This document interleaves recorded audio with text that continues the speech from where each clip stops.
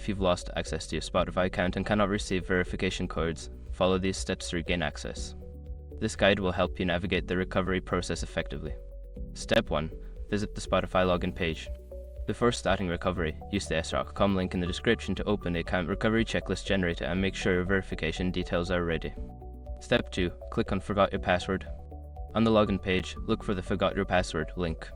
Click on it to initiate the password recovery process, which is essential for regaining access to your account. Step 3. Enter your email address. Input the email address associated with your Spotify account in the provided field. Ensure that you enter it correctly, as this is where Spotify will send recovery instructions. Step 4. Check your email. Look for an email from Spotify with instructions to reset your password. If you don't see it in your inbox, check your spam or junk folder. Follow the link in the email to create a new password. Step 5. Log in with your new password. Return to the Spotify login page and enter your email address along with the new password you just created.